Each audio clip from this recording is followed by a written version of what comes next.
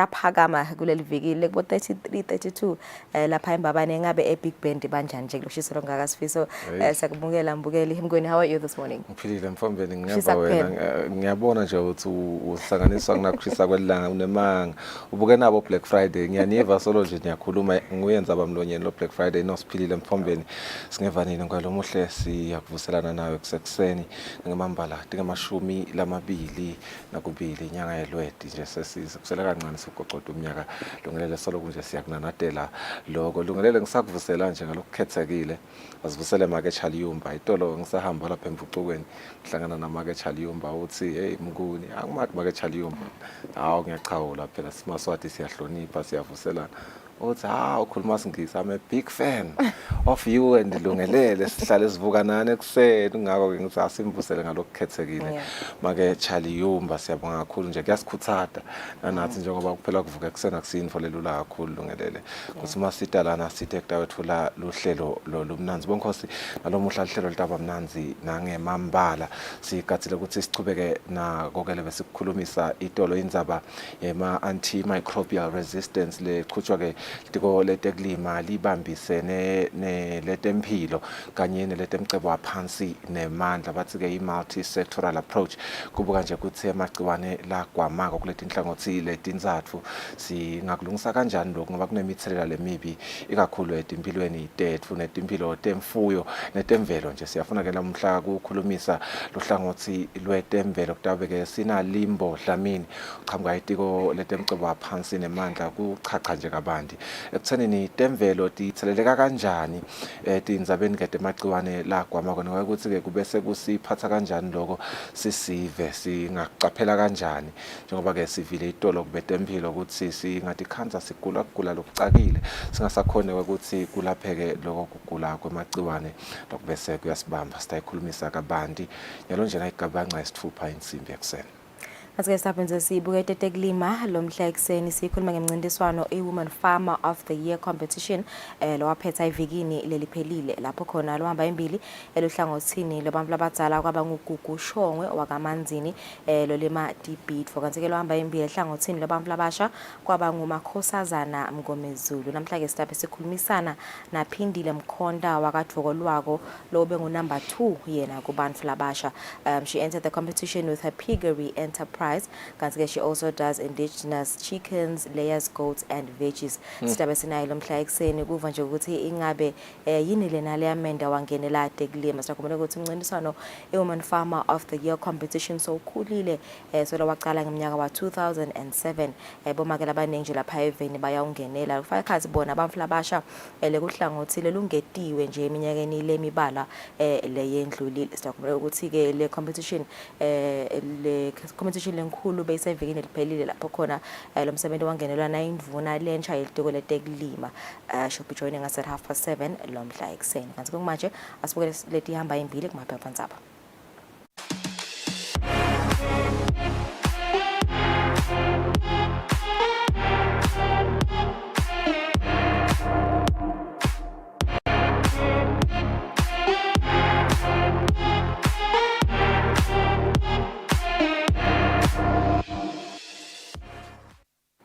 Asicela sibuke liphephandzaba iTimes of Eswatini sibuka leti ihamba imbili lomuhla. Masikele leti ihamba imbili front page your leading headlines. PM outlines his 5-year plan in first cabinet meeting. Sithombesa PM gelesa nama ministers akhe bakhona lapha cabinet and offices emhlangano wabo wekuqala ngqa. Kanti letinye ihamba imbili eKeswa police investigations reveal that 10 implicated in Form 5 exam papers leakage. Some teachers, members of a Cotton Schools admin, part of a syndicate. Kanti they allegedly confess and papers were sold between 300 and 400 in Malangeni in some instances. Kulenyele hamba embili, Prince Simelane, minister, says razor wire laws on GBV corruption are coming. And Tina Sbugatinha Tamba imbili Mtandeni Bakete not paid gratuity. Lenyele hamba imbili hope. There is hope for over 100 kids not attending school. Kutemdlalo Times of Eswatini lesicala ngayo ngulebuhlungu sihlangu semnikati sesivele sayibamba emsileni ku Group D wama World Cup qualifiers kulandzela ke kudliwa ngemagoli lamabili ecanzeni uma ke ichudzelene ne Cape Verde elangeni la idolo kuthiwa ke Eswatini has endured a disastrous qualifying campaign as Cape Verde has shown that they are too good against Sihlangu Semnikati. There's a 5-year ban for top athletics coach. Lokho ke kulandzela indzaba ukuthi Manzini Athletics Club leyadwa nge-MAC se coach wayo Mabuza has been found guilty of multiple counts of misconduct, with the latter slapped with a 5-year suspension. On another one, sitfola ukuthi ban homeless Sihlangu and others kusho Bafana coach. Kulechamka eNingizimu Afrika lenye lodge hit with 100,000 rands fine for girlfriend assault. Sibuka eSwatini Observer lomuhla lethamba embili Makwanyana High makes history. Kanti kulenye lehamba embili leaked exam papers, 3 teachers, 8 pupils caught. Teachers said to have confessed to leaking exam papers. Exam papers said to have been sold for 300 and 400 emalangeni. Kanti nasibuka tindzaba tase cabinet gets down to work. Kulenye lehamba imbili 11 arrested as police clean up Mbabane. The leading headlines ku Eswatini Observer Sports lomuhla ekseni, it's all doom and gloom as Sihlangu has lost their second match in a row. Eswatini lost 2-0 to Cape Verde on Tuesday. Indzaba lebuhlungu kakhulu eMaswati seloku nje ashaqekile kusa kwalomuhla kusukela elangeni la idolo. And another one, ban countries without stadiums kusho Bafana coach as a plea to CAF. On another one, Dominic bemoans soft goals. Sihlangu Semnikati head coach Dominic Gunene bemoaned the team's lack of defensive solidity as they considered soft goals. Right, ngleto leti hamba imbili at 7 minutes after 6 tawo bahla tamakethe sibuye masinyane netindzaba.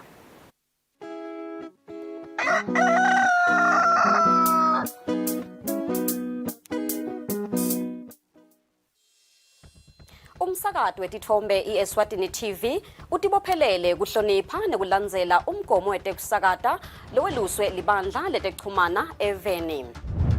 Ngephansi kwalomgomo sitimisele kusakata tindzaba letiya ngaleso sikhatsi tindzaba letide magama laqosheme letitsembekile letitsintsa tonke tinhlangothi naletisebaleni kusukela kutepolitiki, tetemphilo, tekulima, tetinkantolo netemhlaba wonke jikelele siniletsela tindzaba njengoba tinjalo ngaleso sikhathi letenteka ngaso. Kanzi kulo msakato siphindze sikulethele lonke luhlobo lwetemidlalo kusuka emidlalweni welibhola letinyawo kuye emidlalweni ledlalelwa ematafuleni kanye naleto letiqhamuka ngaphandle kwakuleli. Leti tindzaba lowutiletselwa ngumsakato wetitfombe iEswatini TV.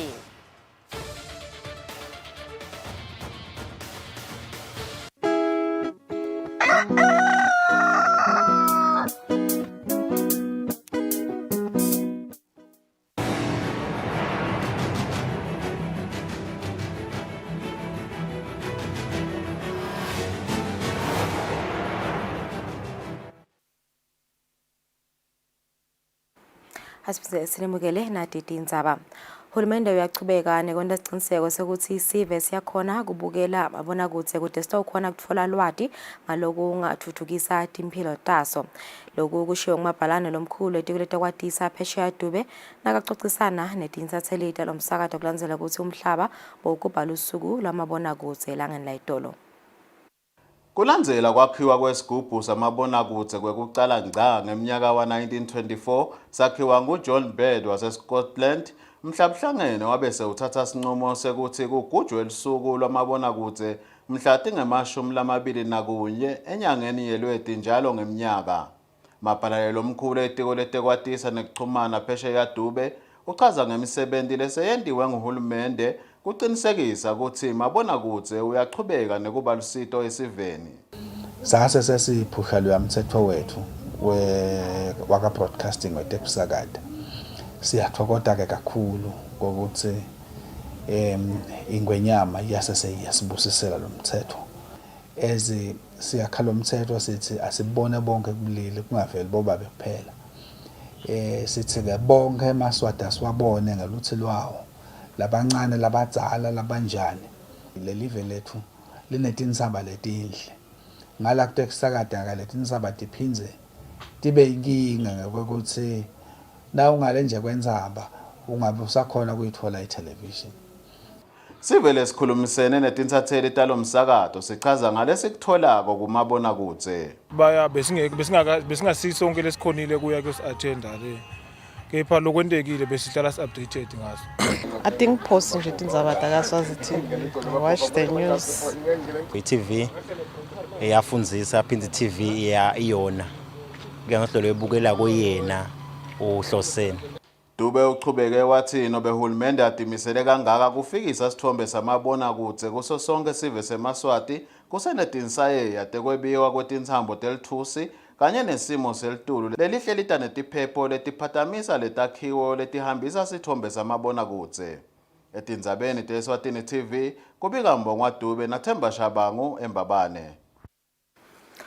Umcondzisi wetemfundvo Dr. Ntombenhle Dlamini uthi lihlelo lokuthi bafundzi bakuleli badle kudla lokukhicite balimi labancane likhombisa ukuhamba kahle kuto tonke tikolwa lapho lolu hlelo luchutshwe khona. Dlamini uthi lolu hlelo lusite kakhulu ukuthi bafundzi badle kudla lokunemsoco. Uthi litiko letemfundvo litawubukisisa tincomo letivetwe ngulombiko ukuthi lolu hlelo luhambe njani kuletikolwa. Lolu hlelo lokuthi bafundzi badle kudla lokukhicitwe balimi laqala ngeminyaka wa-2019 lwachutshwa etikolweni letingu-50. Litiko letemfundvo nematiko latsinsekako letfule umbiko ukuthi lolu hlelo luchubeke kanjani. Umcondzisi wetemfundvo Dr. Ntombenhle Dlamini uthi lolu hlelo lusite kakhulu ukuthi bafundzi badle kudla lokuphuma emasimini lokutsandza kukhicitwa. Lokuningi nasikhuluma ngequality yekudla yinhle kakhulu ngoba abantwana bethu bathola lokudla kusese fresh. Akufanani nokuthi ukuhlela isikhathi kuhambe mhlambe ngemikhumbi kuhambe kuze mhlambe lokunye kufike sekungasesi level lekungiyona i-recommended. So siyabonga nje lokuthi ema-farmers ethu a-responde ngalendlela a-responde ngayo. Sibonge ke nelitiko laka-agriculture lesite lasibambisa kulo msebenzi lomkhulu kangaka. Sibambisane na-WFP na-FAO netikolo abo-head teacher siyabonga kakhulu umsebenzi lomhlele basisitekiwo vele ba-respondile kakhulu. Deepa Shaw, umphathi wenhlangano yetekudla i-WFP, Uthi ke balimi bakhombise kwesekela lolu hlelo ngekuniketa nekuthengisa lemikhicito. As of now, the pilot project is still ongoing. It serves around 24,000 school children in 50 schools all over the country. The main aim of this project is to link smallholder farmers, basically in the rural communities, to the schools so that their produce that they grow in that smallholder gardens provide nutritious and supplementary commodities to the schools. Lolu hlelo lihlose kunciphisa ukungondleki kahle kwabantwana labasebancane nalabo labasakhula. Etindzabeni kubika Sondomlangeni kunathemba Shabangu kaManzini. Kumcoka ukuthi imigomo lehlose ukuthuthukisa abasomabhizinisi labancane kuleli buketwe njalo njalo kude itohambisana netinguquko lesetikhona emhlabeni. Lokho kusho ngumcondzisi wetamabhizinisi Mluleki Dlamini emhlanganweni wekudzingidza luhlaka lolusha lomgomo wetamabhizinisi kuleli. Lo mgomo ucukethe inhlangothi letisikhombisa letifaka ekhatsi ukuthuthukiswa kwekusetshenziswa kwetebuciko emabhizinisini lamancane, kusetshenziswa kwetisebenti letinelwati lolufanele kanye nekuqinisekisa ukuthi bosomabhizinisi labancane bayakutfola kwesekeleka ngemali yekucala nekuchuba emabhizinisi abo. Emabhizinisi kuyadzinga lokuthi asebentise tindlela letinye tekutsengisa than lokuthi baphethe nje kuhlala ukuthi bathi tintfo tabo tiyawutfolwa etitolo labakhona khona. Siyabuka lokuthi letekuchumana ngito nato letikhonako lokuthi iproduct yakho ifike emarket bangaze bakuthenge kuletekuchumana so lo uphinze futhi iproduct yakho nakhona isebenteka. Lo bekamelele inhlangano yakamhlabuhlangene kuleli lekungiyo lesekele lomsebenzi ngemali excellent Hichileka. Uthi bangumhlabuhlangene baneshisekelo yekubona emabhizinisi lamancane andlondlobala ngoba ngaloko livele Eswatini lingandlondlobala kutemnotho. SDG is about sustainable development, and to attain sustainable development we have to ensure that you increase productivity, but how? In an environmentally friendly way. So you want to do development that is in tandem with taking care of the environment. Lolu hlaka lomgomo lolutovala lolo lweminyaka wa 2018 kubhekeke ukuthi lusukumiswe ngalokusemthethweni naseluphelile kanti lutosebenza iminyaka lesihlanu. Etindzabeni te-Eswatini TV kubika Mbongwa Dube nathemba Shabangu kaManzini. Leminye imibuto yamaphepha lasikhombisa etifundvo letine lihlolo lwekugcina lwaka Form 5 lafohla bekatsi athengiswa ngemali lesuka ku300 kuya ku400. Bafundi bebete imali yekuthenga lamaphepha bebahlangana bakhipha imali lesuka ku25 emalangeni kuya ku30 emalangeni kude kuhlangane lena lefunwako lebaliwe lebekuthengiswa ngayo lamaphepha. Ngekusho kwamabhalane elibandla lelukhetfo kuleli Examinations Council of Eswatini Dr. Amandla Nkosi Dlamini sikolo kanye nalabo labanesandla kulokucala sebayatiwa futhi indzaba yabo seyisemaphoyiseni.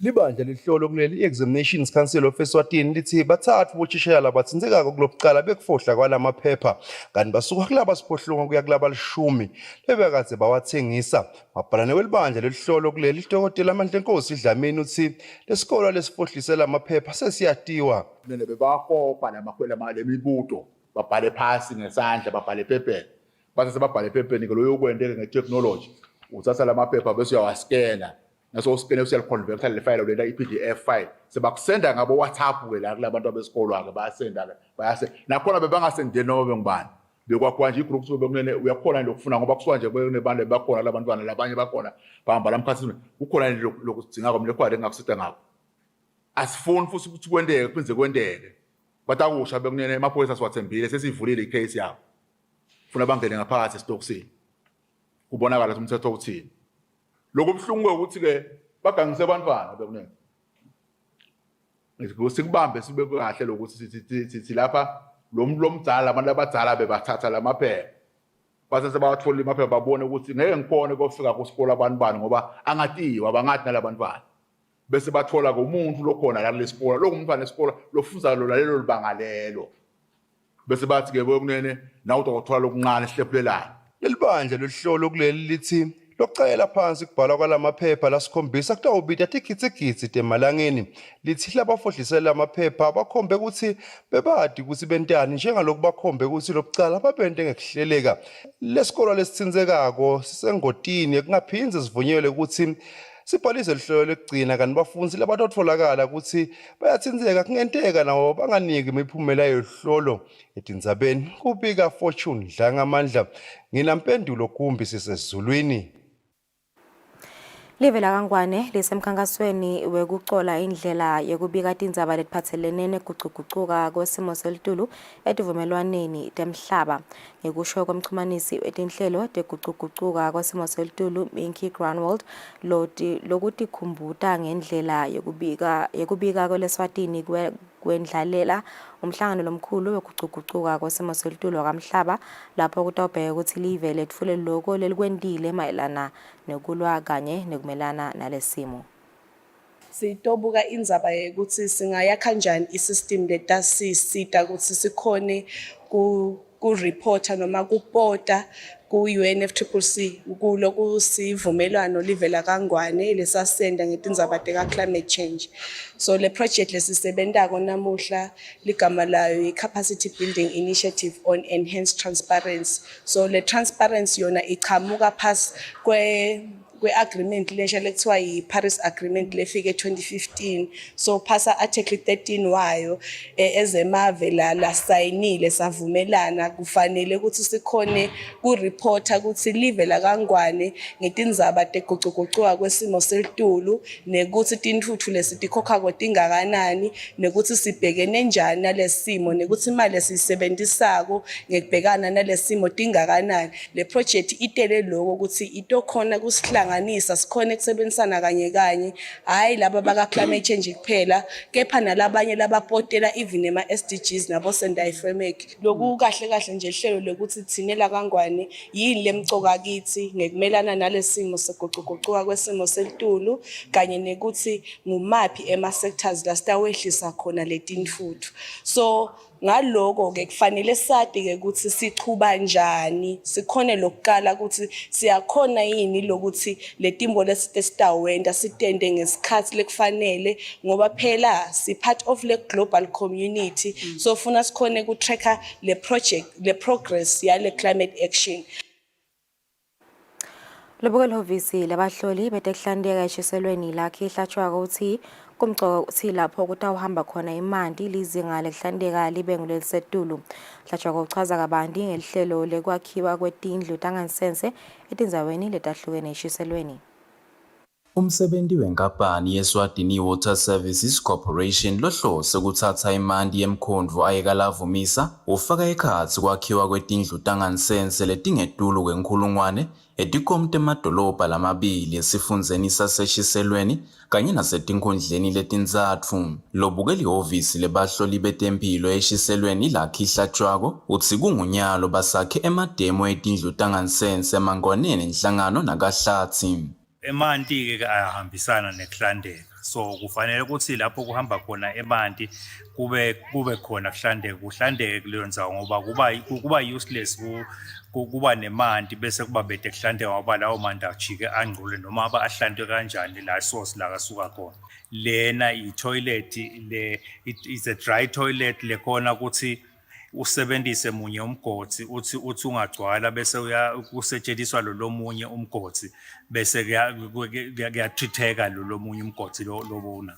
So lena lesime kuyo nje it's for the disabled because kuhloswe ukuthi kutotonke letindzawo la kutawungena khona imithoyi kufanele kube khona yalabo labakhubatekile.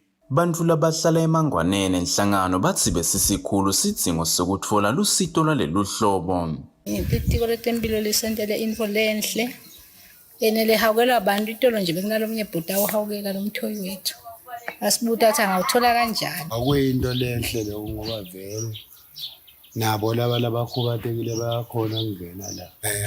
Takhiwo tabo ngito lethi nje labatakhile nakwetimelanyana naku nje kwemithoyi bayakwakha kuphinde kubhidlike kushobele phasi baphinde basithathe futhi bakulungise. Kodwa njeke lokho siyakubonga kakhulu ngalokuthi kuyabukeka ngathi kutaba into lecinile vele kakhulu. Lo msebenzi wekwakhiwa kwendlela eManti lasuka eMkhondvo ayekalavumisa kanye nekwakhiwa kwetindlu tangansense kusele neminyaka lemibili kutsi kuphele. Lobika-ke tindzabeni Eswatini TV nguthando kuhle Mdluli ngisenhlangano. Sisebenzisa emnyango locondzisa timilo netigwegwe kanye nemsolwa wesibili batfole ibail yemali letinkulungwane letine emacaleni lamathathu ekwebata imbuti. Basolwa lekubosizwe sithole loneminyaka lengu-35 wase-Welcome losisebentisa emnyango locondzisa timilo netigwegwe kanye natibusiso Dlamini loneminyaka lengu-23 wasesiteki bavele embi kwenkantolo yamanje yenhlangano lapho babekwe macala lamathathu ekweba imfuyo. Ecaleni lekucala kuthiwa labasolwa bebata imbuti letisihlanu tazakhele Mtshali. Ecaleni lesibili kuthiwa labasolwa bebata imbuti letimbili talakhe eShabangu. Kanzi ecaleni lesithathu labasolwa batfolakala netimbuti letisithupha endzaweni yasemsengeni lebetisolakala kutsi itebiwe. Ngekusho kwemaphepha senkantolo labasolwa bente bonke lobucala mhla ka-18 kule nyanga lesetulu. Ummeli walabasolwa ubese ufaka sicelo sekutsi labasolwa batokele ngaphandle. Inkantolo isivumile lesicelo yatsi labasolwa babhadale imali letinkulungwane letine temalangeni ngekwehlukana. Lobika-ke tindzabeni Eswatini TV nguthando kuhle Mdluli ngisenhlangano. Sekushonela omunye umfana loyintfombatana loneminyaka lelishumi engotini yemakhumbi lamabili lebeka layishe bantfwana besikolo enhlangano itolo. Ngekusho kwembiko wemaphoyisa sebabili bantfwana labashonele kule ngoti. Ingoti yemakhumbi lamabili lebeka layishe bantfwana besikolo lebebasuka enhlangano babheke emakhosini itolo Ntsambama ishiye lusizi lolukhulu. Kungumanje basikhombisa labasalashwa esibhedlela lebebagibele lamakhumbi. Ngekusho kwalochumanisa emaphoyisa nesive Superintendent Phindile Vilakati munye umntfwana wesikolo loshonile kule ngoti itolo. Namuhla ke kuseni sivuke sekunalomunye umntfwana loyintfombatana loneminyaka lengu-10 naye lobe suyashiya aselashwa khona esibhedlela sakahlathi khulu. Siyabona ke ku social media ukuthi sekutrenda tinombolo letisetulu kakhulu lesiletha ukutfusa nekusabisa esiveni. Siyacela ukuthi lo moya lona singawendi nangabe kukhona ingoti leyentekile. Umphathi wenhlangano ishiselwe ni Local Khumbi Association Thabani Nhleko uthi babuhlungu kakhulu kwehlakalelwa ngule ngoti. Ngikhala kakhulu nebantu besikolo ngasonke isikhathi ngokungena management model ukuthi ngiyacela labantwana bake kubalayisha ngazuthi balayisha mhla imbe emaklabishi. Siyacela kubo futhi nemanagement model ukuthi basibambise nathi lo office lekuthi nalabashayeli babo balandzele phela ukuthi ungabe lelinani labalayishako kulabantwana ungabe ngilelivumelekile imfele. Lamakhumbi lamabili kuthiwa abelayishe bantfwana besikolo labangetulu kwema-50. Lobika-ke tindzabeni Eswatini TV nguthando kuhle Mdluli ngisenhlangano. Emabhizinisi lamathathu ebantfu labasha sekatfole kusekelwa ngemali lengu-67,140 emalangeni kukhulisa emabhizinisi abo. Lamabhizinisi afaka ekhatsi yekulima, yekufuya tinkhukhu temacandza kanye naleyo yekwenta inhloko. Seyonke le mali lekhishwe inkampani yemshwalensi yaka Old Mutual yekusekela ngetimali tinkampani tebantu labasha ingu-100,000 emalangeni lengcenyelesele kulo 67,140 emalangeni itabe sinikwe inkampani yalabantu labasha letawuyibhadale kahle sikwelete sayo lesidi intalo ngetinyanga letishumi. Lobekamele umcondzisi enhlanganweni yaka Junior Achievement ngisabelo Dlamini. It is undeniable that most youth entrepreneurs face several structural barriers which include access to finance. Inkampani letisikhombisa tebantu labasha bakhangisa ke mabhizinisi abo batetimbili kule nyanga lesetulu kwasekhetfwa etinzatfu. Ube sibonga le nkampani yemshwalensi ngekususa tincabukelwana tekufinyelela etimalini kubo somabhizinisi labancane. Umphathi wenkampani yemshwalensi Old Mutual Muzibel uthi ibhizinisi isenhlitiyweni yale nkampani ubakhuthatile labaphumelele ukuthi babhadale kahle ukuthi batobuya batothola lenye imali. You are the proxy for this program that its success will now depend on you. Lokhulumela abasekelwe ngetimali kube ngeKevin DuPont uthi le mali iyabasiza ukuthuthukisa amabhizinisi abo. Singabonga kakhulu sisibongela bonke laba benefits sibukethe dokulazela abantu benefits kakhulu for the opportunity. So siyabonga itawusita and we fighting to pay it back ukuze nabo abantu sitaka. Labaphumelele nguye Kevin Dupont lunesaluni lotfole ngetulu kwa 31,000 emalangeni. Lomunye nguNozolethu Makhaya lolima tlimu lotfole 20,500 emalangeni. Bese lomunye ngiNtombi futhi Mkhonto longumfuyi wetinkuku temacanza lotfole 15,000 emalangeni. Etindzabeni kubika Fortune Dlangamandla. Nginavuma inkosi Nzinisa Sisembabane.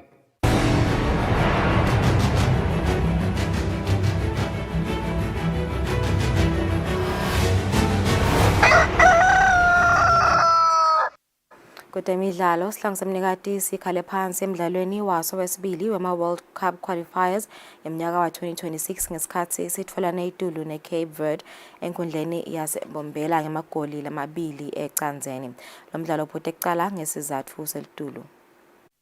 Sihlangu semnikati sikhale phansi emidlalweni waso wesibili wema-World Cup qualifiers eminyaka wa-2026 ngesikhathi esitfolane itulu ne-Cape Verde enkundleni yaseMbombela. Lo mdlalo uphutile kucala ngesizatfu sesimo selitulu.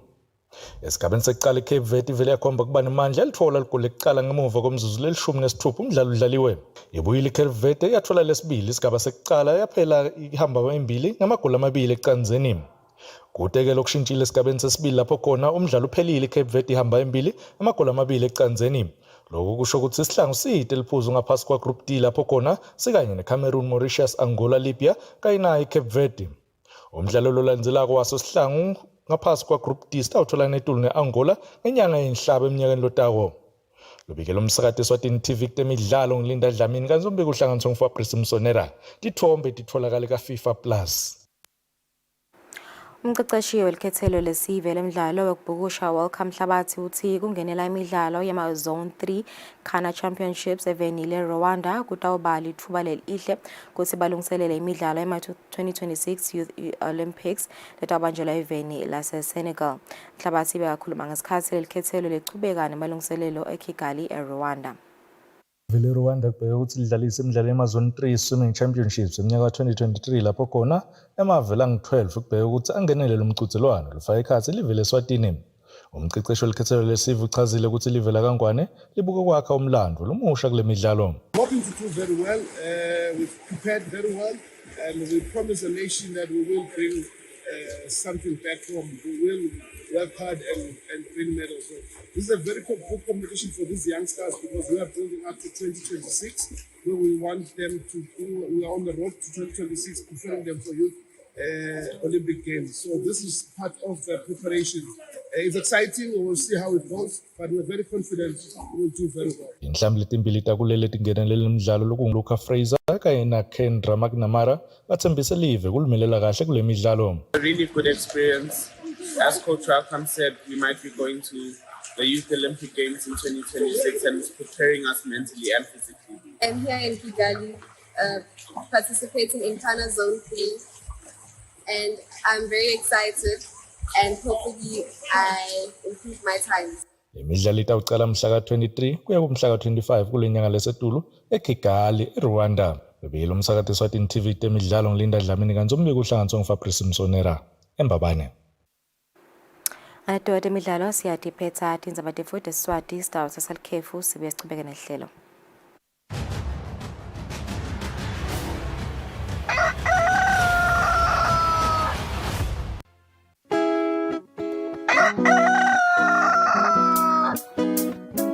Impilo kodwa lesikufundzile ukuthi iphindze ithelele nelitiko ke letemcebo waphansi nemandla lelitiko letekulima namhla ke sitakhulumisa kabandi litiko letemcebo waphansi nemandla nalimbo Dlamini lobuke tindzaba tekuhlandeka kwemanti netindzaba temithoyi wash officer ngosi sivusele lomhla ekseni sikwamukele ehlelweni indzaba lenkhulu top 10 ranked top 10 amongst the global health threats indzaba ye-antimicrobial resistance. Ngiyabuka ke nasithi nje sibuka litiko letemcebo waphansi nemandla, litiko leli inkulu kakhulu lelinemandla nangemambala, no pun intended, ngoba sibuka tindzaba emanti ayimpilo, kuhlale kuthiwa water is life. Sanitation yemanti ke ifike bese seyibamcwa kakhulu. Engabe sisakhulumisa tona tindzaba temagciwane lagwamako, afika angene kanjani emantini, wekuthi ke kuyingoti kangakanani emvini lonatha lawo manti? Sicale sivusele babukele ekhaya. Njengoba sekashito umngoni uLimbo ngokaDlamini Sibongo, ngisuka etiko letemcebo nemandla ehlangothini letemanti.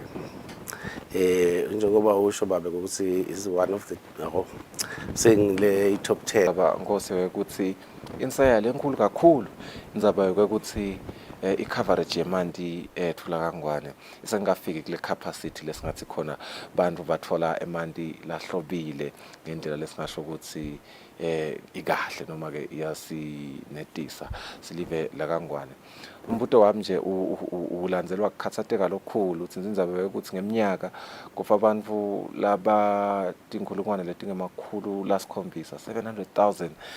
Ngiyalibuka nje live la kangwane sathi indzaba yokuthi ke sisayidzinga le indzaba ye-clean water coverage le wide lefika kona lemaphandleni ekuthenini indzaba lesiyilwa kanjani lena one. Ngiyathi ukuthi kunetinhlangothi letinengi etisebenta tindzaba temanti ekuthenini kutameke ukuthi nalaba lemaphandleni bangatikhanzi banatha lawa lasangaba niketa lokugula lokubangwa ngamagciwane lakhanza ukuthi sekabasheka lamandini sekayagwama. Sicinisekisa kanjani lokho livela kangwane likulwa kanjani lo? Ngibonga kakhulu Mngoni. Uhulumende uyiциkelele kakhulu indzaba yemanti lahlandekile, ngoba lahlobile nalahlandekile kunemehluko Mngoni. Nasasikhuluma ngalahlobile ungawabuka ngemehlo usathi lamanti lawahlobile, kepha ke nasasikhuluma ngalahlandekile ngemanti lasakapotsheliwe kwabonakala ukuthi nembala ede lamagciwane. Njalo ngeminyaka uhulumende netinto enkosi lekabambisana nato luhlangothini lwemanti siyakhona ukuthi sihambe siye emaphandleni siyobuka lapha mhlawumbe kudzingeka khona lusito lwemanti nawe ama-communities noma ke leyo mimango iyavela leyo leswele emanti. Sizame ukuthi sitakhe leto tigimu temanti tibe khona even lonke solo sibalekela ukuthi bantu bangayike yofuna amanti eticojeni bayofuna emanti emifuleni nakuphi kuphi. Kunendzaba lenkulu ke Nkosi, sithena siyibuka ehlangothini letempilo kwangenana tindzaba letine kuna underuse, kuna overuse, kuna inappropriate use, kuna inadherence. Lenkufundzile ukuthi i-AMR is natural, but it is facilitated by natinvo nati letine ekuthenini ifike la ikhona seyiba ingoti khona kakhulu. Sisangena ke nahlangothi lwetemanti kunabo water pollution sisive semaswati noma nje sibanzi emhlabeni siyasifaka sandla kuloko indzaba lesolo sifundzena ngayo ngisho kuba primary kuba high school. Let's stop polluting our environment. Amanti nawo ke part of our environment. Engabe Nkosi sithini ke kulolu hlangothi lolu itsini le behavior yebantu empeleni lefike bese sayithelela lokho ukuthi emanti angcole? Angibonga kakhulu Mngoni. Emanti angcoliswa tinfo letinengi ngidawusho ukuthi emvelweni nje lekhona. Kwekucala nje ukhanze ukuthi kunetibhedlela. Etibhedlela mhlawumbe lokunengi kwakhona etibhedlela kuyabaleka noma bangazama ukunganani ukubhoyama kuyabaleka kuyongena kuphi khona emfuleni kuyongcolisa emanti. Bese kuba kunanka ke emanti lesiwasebenzisa kona siflasha noma sendani etindlini tethu ukhanze ukuthi nawo anawo lamagciwane. Bayazama ke litiko letempilo mhlawumbe nalo lelaka natural resources kuwakha lawo ma water treatment plant ukuthi lamande amane aphinze ahlotshiswe kahle kubulawe lamagciwane. Kepha ke igciwane njengoba sikhuluma ngegwama kwalo naseligwamile ligwanyiswa ke yini ligciwane ligwanyiswa kusebenziseka kabi kwalamaphilisi lama antibiotics. Nabasawa lapha indzaba yema water treatment plants kuthanini bayadama lo ukuthi lamanti abe ngilahlandekile. Ngeke ngeva lisingisi leligama ukuthi ngichazela Nkosi lithi sludge ukhanza ukuthi base sekule process ukuthi lamanti bayawahlantekisa tseneni bantu bawanathe yahlobile uyakhanza lo ukuthi kuba nema residues ngiyabekisa angathi utata ngilungisa ngabe sengiyaphondla wanabo ma residue lana lokhanza ukuthi abaka hlobi noma bakashi bafika ekugcineni bangapheli lokubanga ukuthi bese sekuyagwama lokho kugula lokho noma lelo gciwane lelo engabe lokho kuliqiniso kangakanani ukuthi vele na ungasichazela kabanti ngakho Ngibonga Mkhonto. Cha kuliqiniso njengoba na ukhuluma ngale ligama nje lelithi kugwama. Sho ukuthi leli gciwane alisalaleli lutho. La emtimbeni wemuntu noma emtimbeni mhlawumbe wesilwane ngoba sawathi phela ukuthi ama antibiotics ayajova kubantu aphinze ajove nasedilwaneni. Ukhanze ukuthi legciwane vele seligwamile alisakhoni ukwelapheka kungako bese bafuna lenye iantibiotic letabangempilo kwayo nayo leyo antibiotic leyo itagcina nayo seyigwama seligciwane seligwama la kuyo. Okay. Nangabe kwenteka lokho ke during iprocess yokuhlobisa lamanti ngoba ngiyadibuta ukuthi nangabe sithi lamanti siyawahlantekisa kuphindze kube ne danger ukuthi leyo process leyo kufuna ukuthi ilandzeleleke kahle ngendlela yokuthi nangemambala kufuna kufe konke lokungcola lokukhona ngoba nakungavele kuyagwama sasikuvumelene kuloko lama dangers ekwekuthi sithi siyahlantekisa singenti ngalokuphelele lensaya leyo ngiyibona ngathi ihlala kakhulu kuleti inhlangano noma lapho labasibukele kuhlantekisa lamanti engabe kulolo hlangothi le capacity yethu singasho ukuthi sufficient ekuthenini vele nabawahlantekisa lamanti we can be assured sibe semaswati ukuthi at least kulama power plants labawasebenza emanti ahloba ngalokuphelele noma nakhona kukhwala kusafuna khona sicinise khona ema-force ekuthenini vele lamanti nasiwahlantekisa kungasali ama-residue angabuya asibangelela ngomkhuhlane. Sibonge kakhulu Mnguni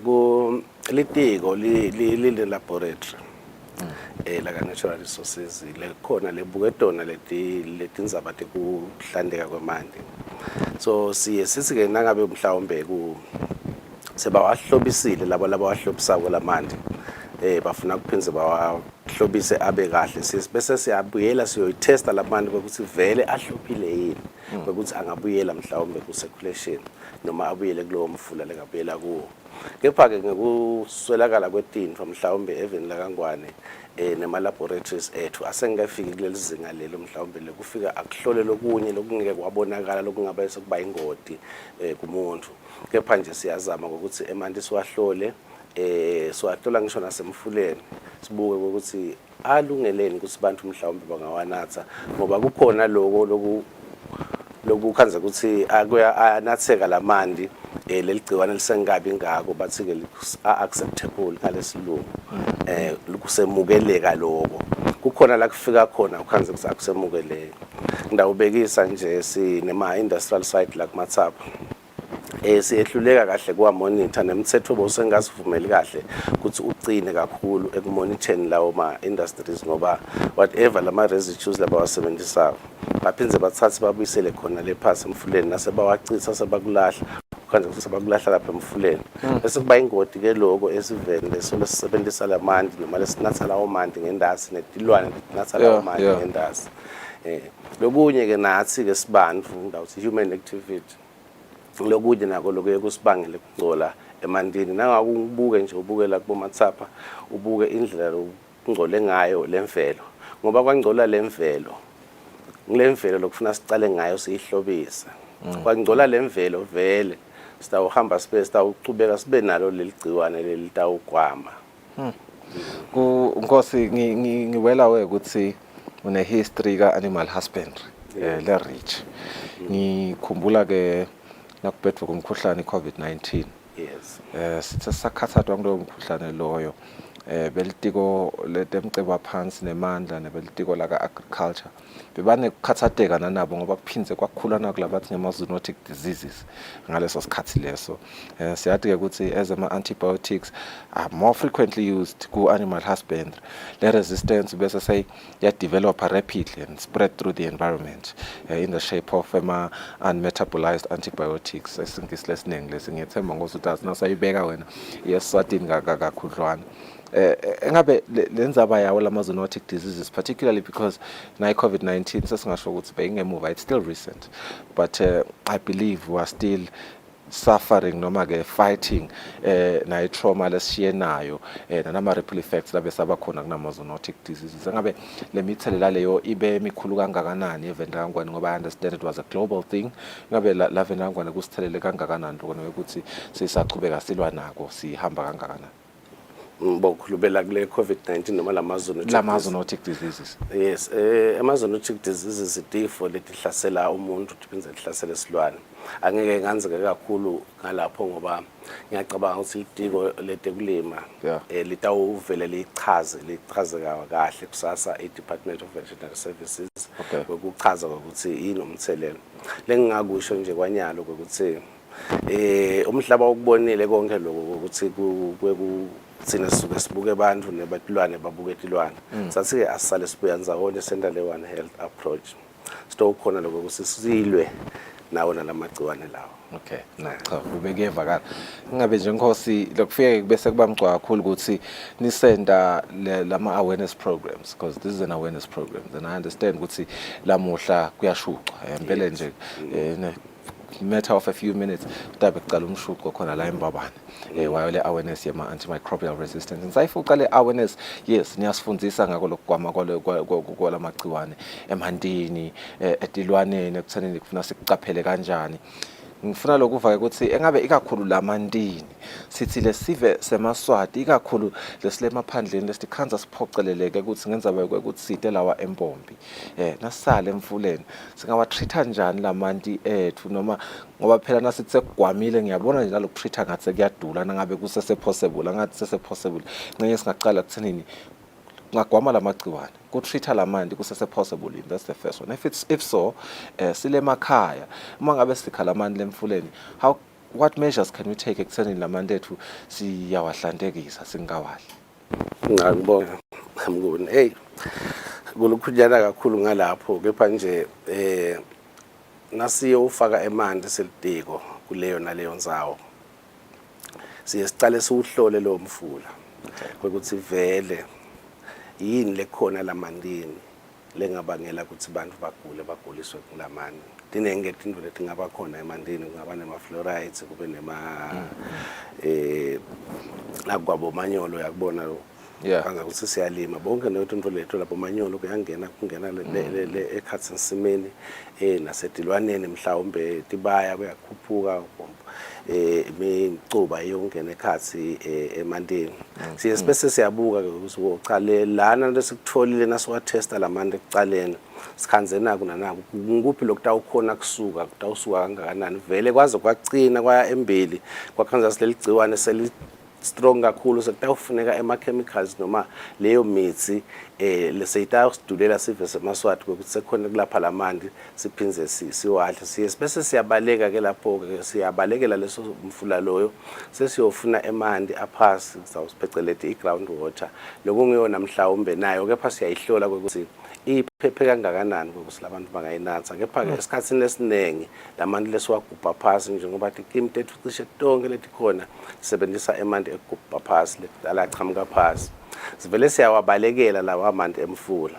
Ekuwelapheni ke Nkosi lihlangosi letempilo luye lusho luthi cha kuze ukuthi ukhone kuphila kahle ngalamanti lo wakha kulemfuleni baye bathi ngalesinye isikhathi wabilise ngoba lamanye amagciwane agcina afa lana ubilisa bese uyawabeka ke especially lawa lotawufuna kuwanatha bese ke kuwabilisa nje uwabeke lapha aphole baye basho njalo na uwakhele emfuleni vele ungawethemba. Ngibabonile abanye idolo lemaphandleni ngile ngelusa kakhulu Nkosi bekuke kwaba ngidawuthini inqhubeko ukuthi abantu nabakhe eMandi kukhanze ukuthi bafake ama-detergents angingalisho ligama le-detergent ngidawuze ngimakethe la kodwa nje bafaka i-certain detergent ngikholelwe ukuthi la mandi abese sekahlandeka kangcono engabe into letifana naleto tiliqiniso kangakanani leyo practice leyo isafe kangakanani Iliciniso leyo process leyo ngiyo lephinze futhi ekugcineni kwakhona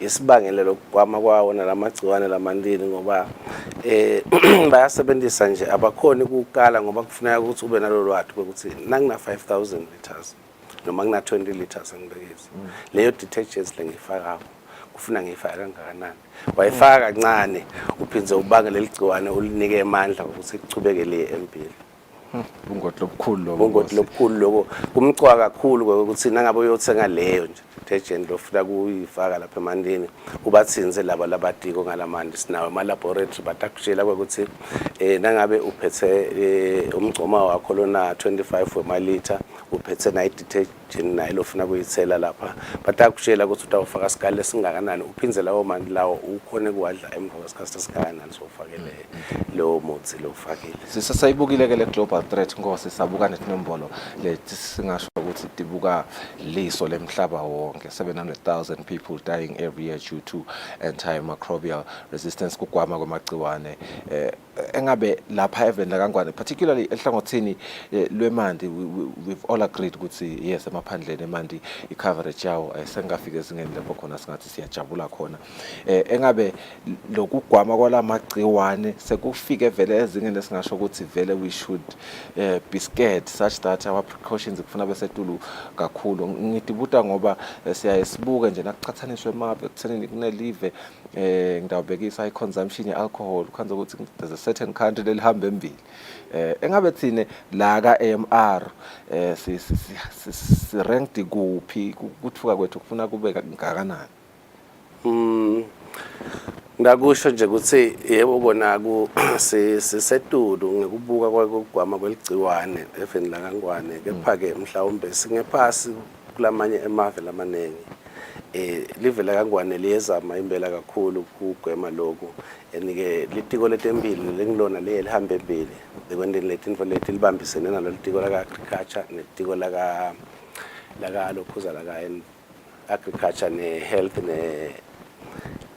the environment which is natural resources sihamba embili impela kubuka kusitonge leto tinfo leto tingemumo kepha nje nawo ungabuka njengoba mhlawumbe ngiyacabanga baka health bayafikile noma basabafika itolo noma basatawuvela batawufike bachaze kabantu ngako lokho siyabonga Nkosi nje ngisakuvalelisa I'm hoping I can confirm through you ngithe ngisafunza some of these sources you may never really trust so nakufike nini lana sintinjula bucopho taleti indzaba nini niyakhona kubese niyasiconfirmela indzaba climate change Nkosi ukuguquka kwesimo selitulo kufika kuthinzelane nabo biodiversity loss kakhulu la ka AMR kuvele na indzaba yokuthi ama temperatures nakaba setulu ngisidabuka nje naliviki vele si range kubo 33 lamba abantu ngicabanga ngebo Big Ben shothi basonzele kubo 40 kubo 38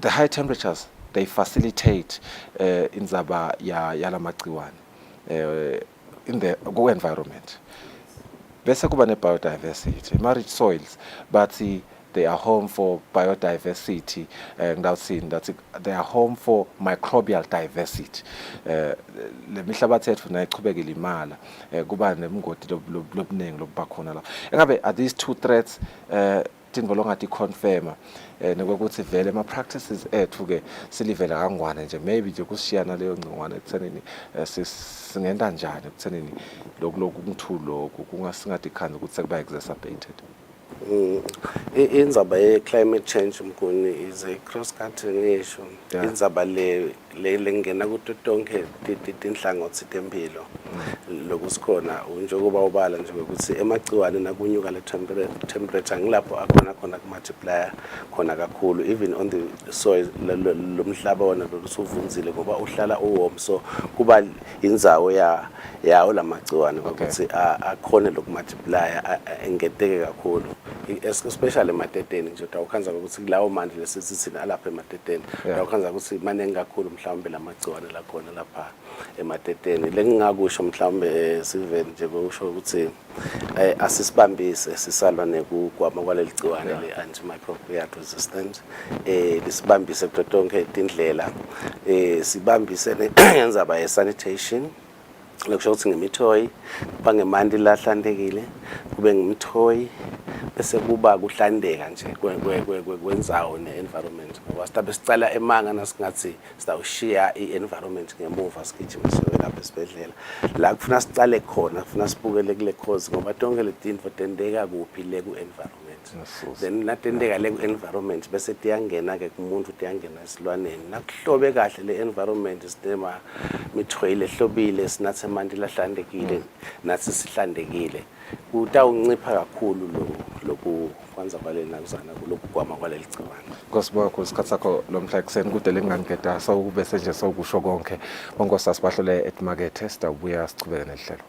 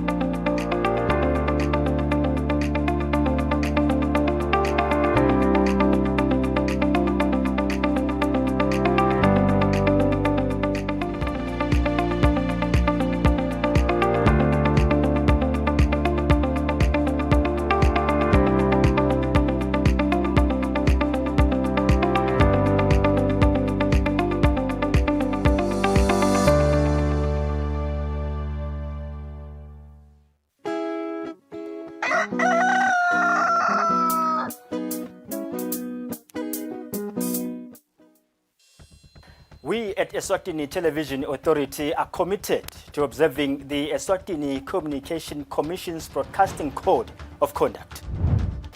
Under the code, we are committed to broadcast news that is current, free from hate speech, accurate, balanced, and fair. From politics to business, health, agriculture, courts, and global news, we bring you the latest updates as they happen, when they happen.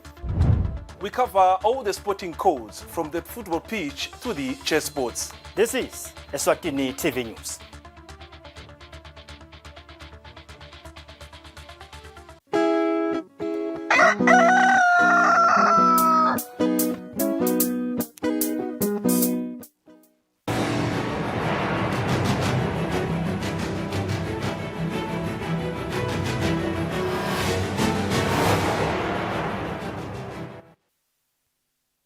Welcome back. Let's look at our English news at 7. Government has made tremendous strides in ensuring that the nation has access to television viewing in order to get useful information that will help in developing their lives.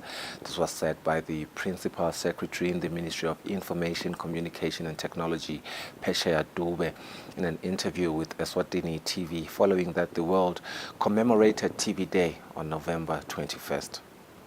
The television set was invented by John Baird of Scotland in 1924, and later in 1996, the United Nations declared November 21st as the day to commemorate the Television Day. The Principal Secretary in the Ministry of Information, Communication and Technology, Pesheya Dube, explains some of the work that government has done to ensure that the public has access to television viewing. We propelled the Eswatini Broadcasting area, which I'm happy to say it's now an act, which somehow brings a number of changes, which includes issues of diversity, it addresses issues of diversity, inclusivity. It also addresses or somehow untangles the broadcasting space. We are continuously putting up our towers because you will recall that our terrain is quite mountainous. As a result, the signal cannot easily penetrate through obstructions such as mountains and trees and so on. Eswatini TV took to the streets to find out from the public if television was still relevant to their lives.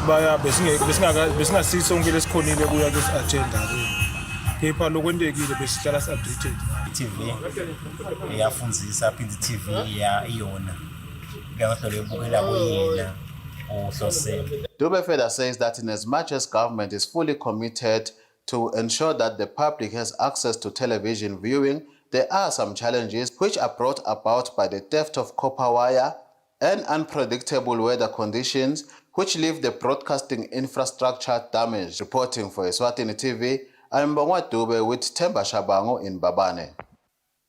The Director for Education, Dr. Ndombenhle Dlamini, says the homegrown school feeding pilot project has been a huge success in all the 50 schools that was implemented in. Dlamini says farmers provided quality food supplements for pupils as intended by the project. Dlamini was speaking during the dissemination of a report of homegrown school feeding pilot project held in Manzini. The Ministry of Education, in collaboration with different stakeholders, have launched the Homegrown Feeding Scheme Initiative report, which is meant to provide how the pilot project went in different schools in the country. The program was launched by government in 2019 with the aim of providing nutritious food that is produced by farmers to different schools.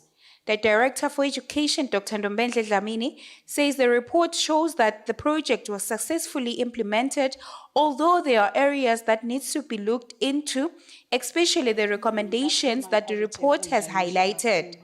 Dlamini says the Ministry of Agriculture has been a big player in implementing this project. She says that smallholder farmers provided pupils with fresh produce, which supplements the pupils' diets. Farmers responde ngalendlela responde ngayo. Sibonga ke nelitiko la agriculture lesithe lasibambisa kulomsebenzi lomkhulu kangaka. Sibambisane na WFP na FAO. Netikolo abo head teacher siyabonga kakhulu umsebenzi lomhlele basisitekiwo vele ba respondile kakhulu. The World Food Programme's country director Deepa Shah says WFP supported the project to try and foster a culture of balanced and nutritious meals. As of now, the pilot project is still ongoing. It serves around 24,000 school children in 50 schools all over the country.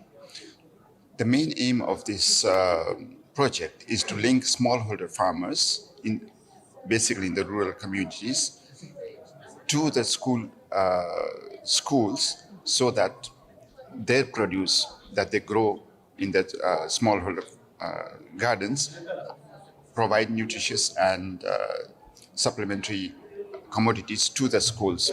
The school feeding project is one of the projects that are trying to address the issue of malnutrition among school-going children. For Eswatini TV News, Sondomlangeni, Themba Shabango, Manzini. It is important to conduct periodic reviews of policies that are aimed at developing local, micro, small and medium enterprises to ensure that they are up to date with current business trends in the world.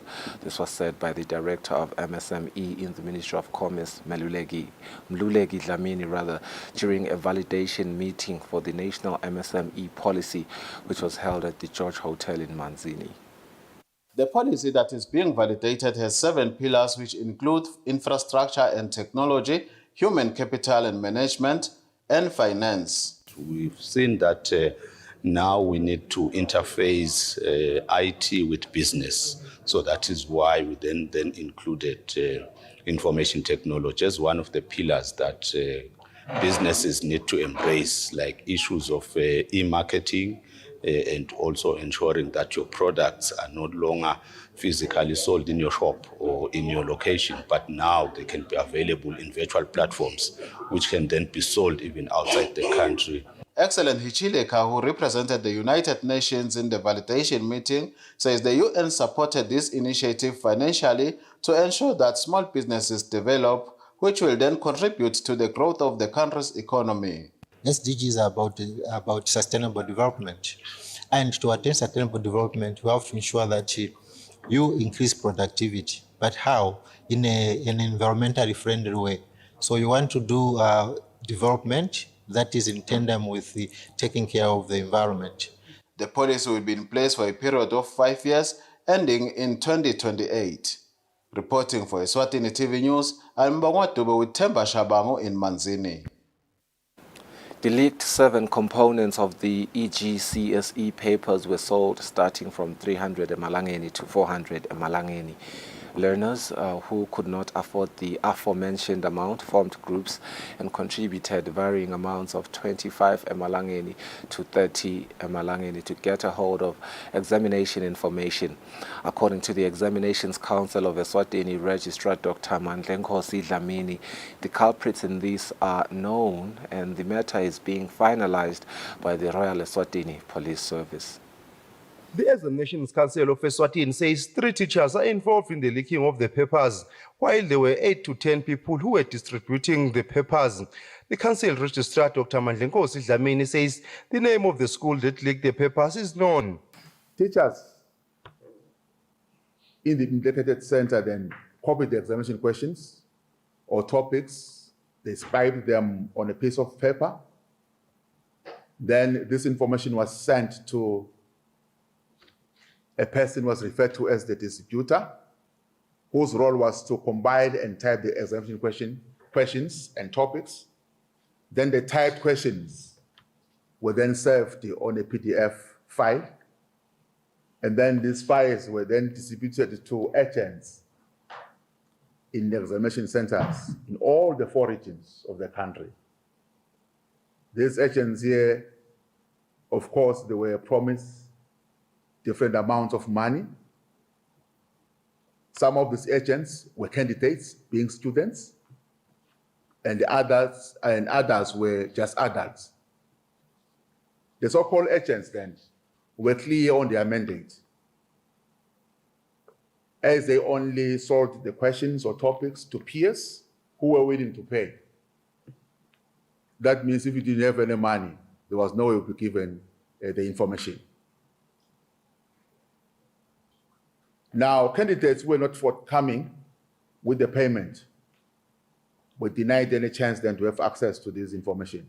The Examinations Council of Eswatini says the receipt for the writing of the papers is expected to cost Eswatini millions of emalangeni.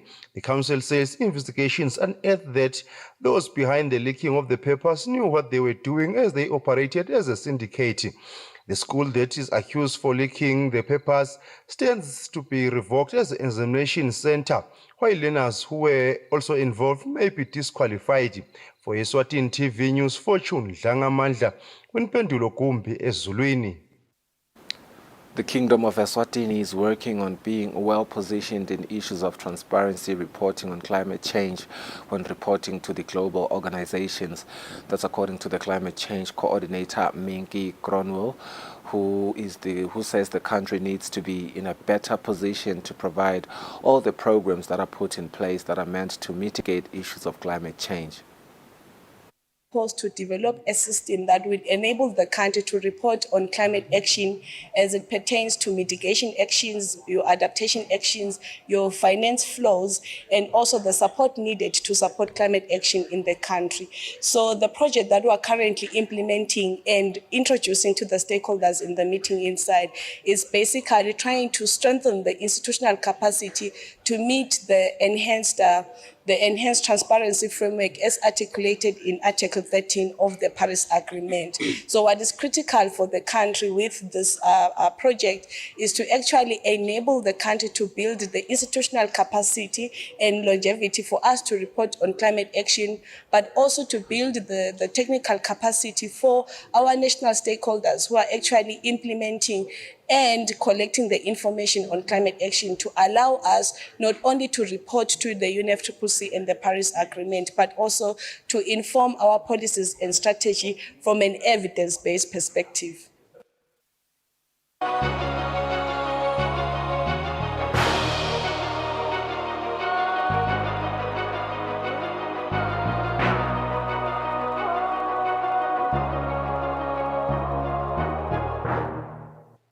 And on international news, Yemen's Iran-backed Houthi rebels said on Monday that they had seized in the Red Sea a ship owned by an Israeli businessman and rerouted it to Yemen's coast.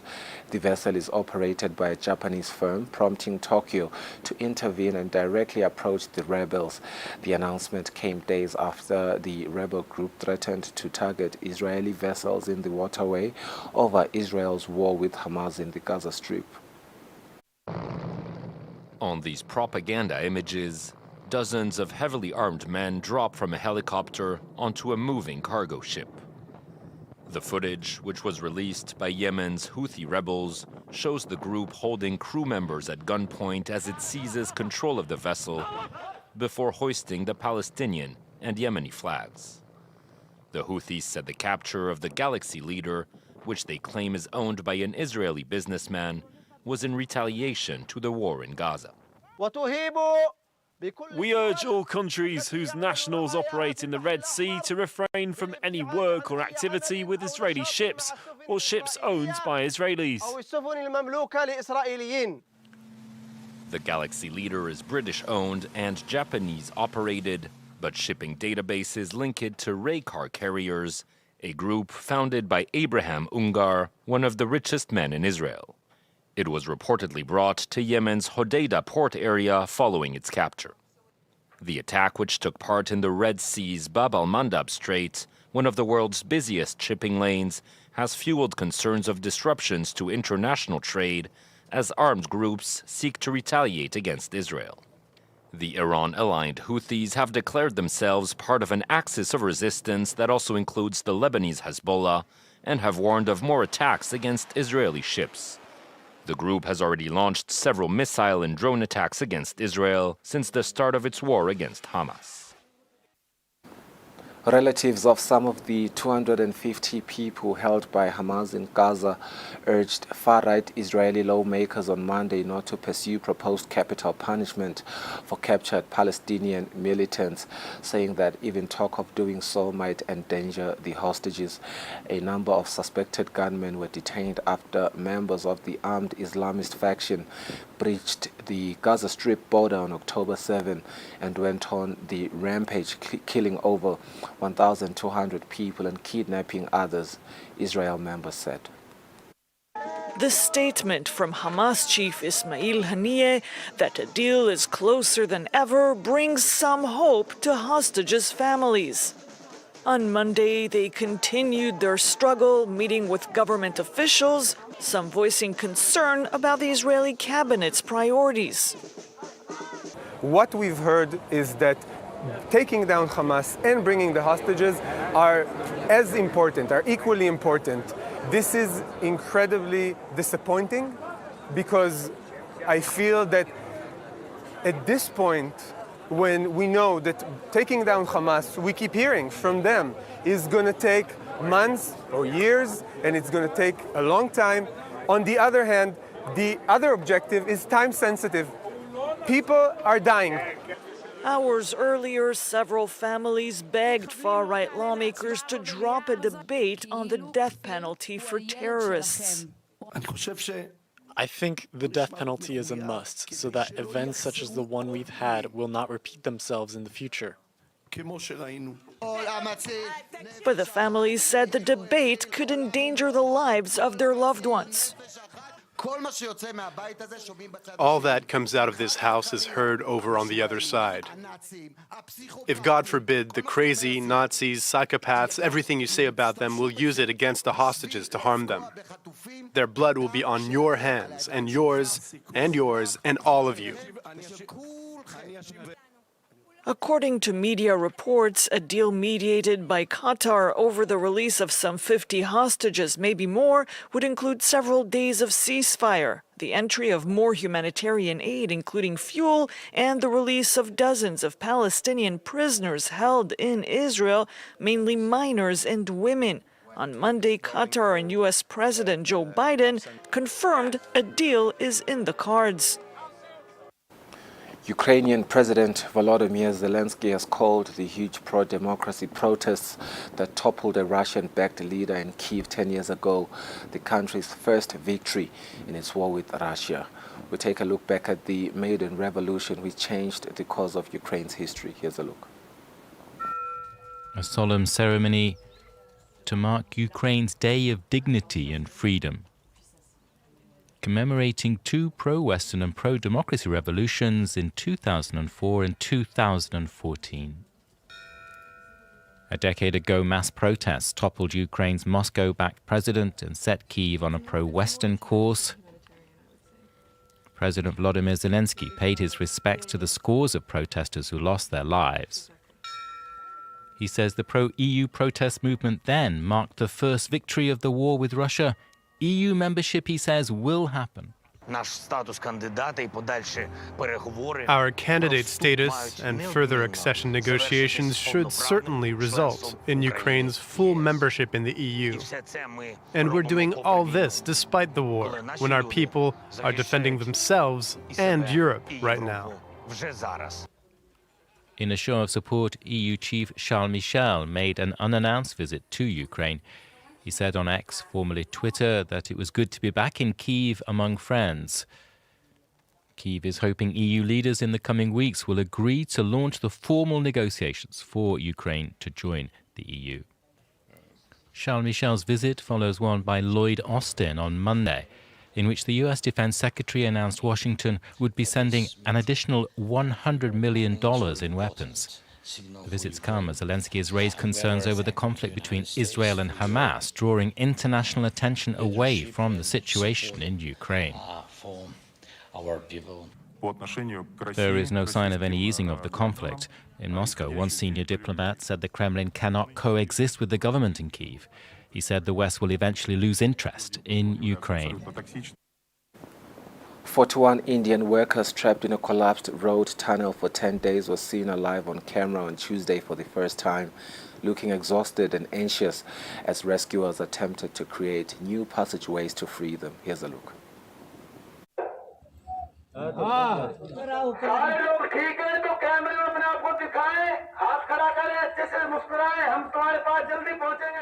This is the first footage of the trapped Indian workers in 9 days.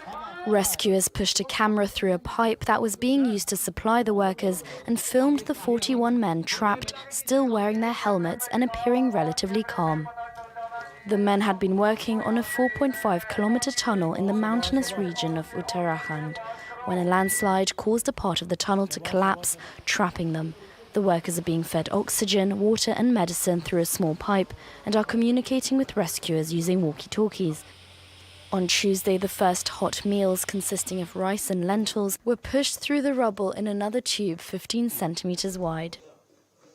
We have achieved the first breakthrough which we were trying for the past 9 days, which was our first priority to establish a lifeline. We have been able to achieve a breakthrough of pushing through a 15-centimeter pipe. It goes through 53 meters before reaching the workers who can now hear us. Rescue efforts were suspended after a drilling machine attempting to dig horizontally towards the workers caused more debris to fall. Teams are now planning to dig vertically 103 meters to reach the workers, nearly double the distance needed to access them from the side of the tunnel. Kenya is struggling to repay a massive debt over to owe China for the construction of the standard gauge railroad that links the Kenyan cities of Mombasa and the capital of Nairobi. But President William Ruto is asking for an additional $1 billion loan from China to complete some other stalled development projects in the country of Kenya.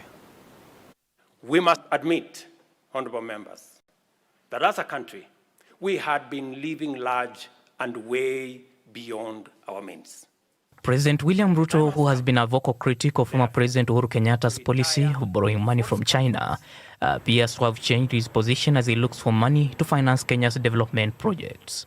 Earlier this month, Ruto's government announced it will ask the Chinese government to give it more time to pay off existing loans and for an additional $1 billion loan. The new loan will help Kenya complete toll road construction projects, pay contractors who abandoned work of unpaid bills, and invest in ongoing infrastructure projects such as extending the country's standard gauge railway northwest to Malaba at the border with Uganda. It is a big flip-flop from 2 months ago when Ruto told the country he planned to stop borrowing money. Tulikuwa pahali hatari sana. We were in a very bad position. We had a lot of debt and we didn't have a plan on how to solve that problem. I would like to tell you that we have stabilized the economy of the Republic of Kenya. We have made sure that we won't be borrowing loans anymore. Stabilize the economy of the Republic of Kenya. China is Kenya's second largest lender after the World Bank.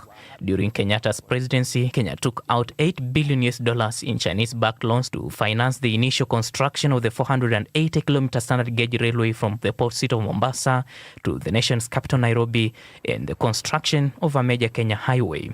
During Kenyatta's tenure in power, his administration also spent about $8 billion to repair and build 10,000 new kilometers of highway across the country. To pay back what the country owes and the new loans he is asking for, Ruto's government announced plans to expand employment and raise taxes as two of the ways to pay back the loans. But economic experts like Charles Karisa are worried that it's not going to work and believe it is financially dangerous. As a developed nation, it's a bad situation we're in right now, because if you borrow more, then it means we have less to take care of our needs. One of the things that I will argue this government to do is to relook at the issue of taxation, because theories have proven in the past that if you tax more Kenyans or you bring more taxes, the revenue does not gradually go up. Why? Because people tend to sort of evade pay taxes, and therefore we need to balance the two. Government data show that Kenya is spending about half of its revenue to pay back debts on its books to the International Development Association, the African Development Bank, the International Monetary Fund, China, and Japan. What many deemed impossible just months ago is reality. Right-wing populist Javier Milei resoundingly won Argentina's presidency. Once in office, he has said he will slash government spending, dollarize the economy, and eliminate the central bank, as well as key ministries, including those of health and education. Here's a report. Abandoning the national currency and replacing it with dollars, Ecuador has already done so 20 years ago. While some may have questioned the move at first, these days no one regrets the former currency, the sucre. It was the best solution for us. At that time, Ecuador was in a bad economic situation because we could no longer buy with the previous currency. Everything was very expensive. It was terrible. There were constant devaluations, there was the crisis of 1999, a lot of emigration, a lot of family pain. After the dollarization, the process was long, but it has been really good to have economic stability and to improve the country. This difficult transition is usual when a country changes its currency. For Ecuador, it included hyperinflation. The country's debt was multiplied by 7. Other countries swapped their currency for the dollar, including Zimbabwe, El Salvador, and Panama, a move that led to more investments from abroad. Argentina would be the world's largest economy to adopt the US dollar. While the president-elect hopes that abandoning the Argentinian peso would help rein in inflation, 200 economists have warned that the shift may lead to many other challenges, price hikes, and increased poverty. Argentina will also lose its monetary sovereignty, and Argentinian companies could become more vulnerable. Innovations in food production could alleviate hunger for millions of people. That's according to Britain, which hosted a global summit on food insecurity. Now, critics say the focus on technology ignores the real driver of food shortages, growing inequality and poverty. Here's a full report. Somalia is among the countries worst hit by food insecurity. Some 113,000 people have been forced to flee their homes after extreme rainfall caused extensive flooding in recent days. The floods come a year after Somalia suffered its worst drought in 40 years. The Somali president was among the delegates attending the Global Food Security Summit in London on Monday. The host, British Prime Minister Rishi Sunak, said mobilising global finance and partnerships to drive innovation would alleviate food insecurity. To drive cutting-edge research on flood-tolerant rice, disease-resistant wheat, and much more. These innovations will reach millions across the poorest countries. Sunak said climate change, conflict, the aftermath of COVID-19 and Russia's invasion of Ukraine are the main drivers of current food insecurity. But can new technology end global hunger? It's one tool in the box, says analyst Steve Wiggins at the Overseas Development Institute. The fundamentals of global hunger are the fundamentals of poverty, marginalisation, and people being in situations of extraordinary vulnerability. Those are the fundamentals of hunger, and that's what we have to drive towards. Of course, there are technical advances that we get that we're very happy for, which make things a little bit easier. Those include innovations like solar-powered irrigation in Mali, says Wiggins. So if you want to pump water onto your fields, it's becoming increasingly easy without having to spend money on diesel to do so. Critics say the focus on technology ignores the main driver of food insecurity. Technological solutions tend to focus on the supply side, so kind of, new tech and for agriculture and supply chains and so on. But what we actually need to do is to tackle the inequalities that lie behind that hunger. Possibly the simplest thing to do is actually to give people food or to give people the money to go out and purchase food in markets themselves.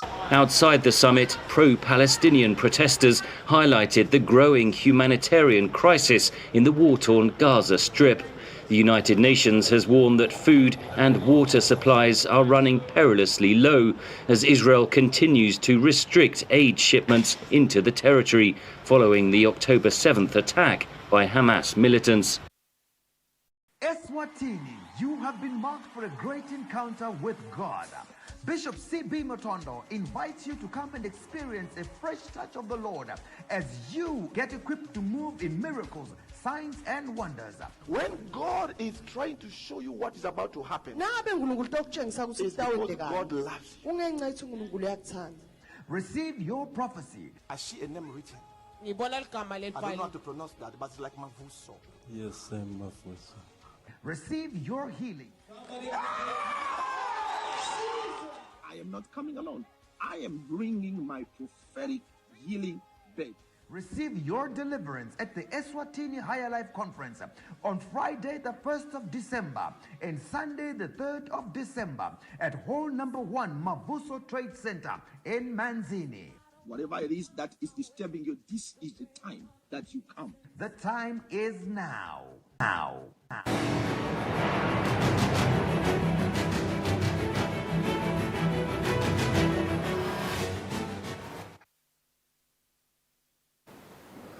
We begin our sports roundup with Sihlang Semnikati's second defeat in a row at the 2026 FIFA World Cup qualifiers against Cape Verde. Sihlang are now without a point in Group D of the World Cup qualifiers, sitting at the tail end of the World Cup qualifiers. These are some of the visuals from our loss against Cape Verde, where we lost 2-0. Let's take our weather focus and go for a net break. We will continue with the show after the break.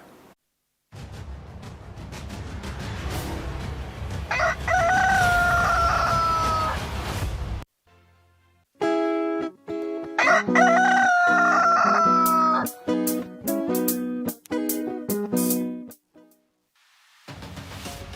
do you think the best part of traveling is? Is it the food, or is it the conversation, or is it the sights and sound? If you're ready to explore, we are ready to show you the best way how.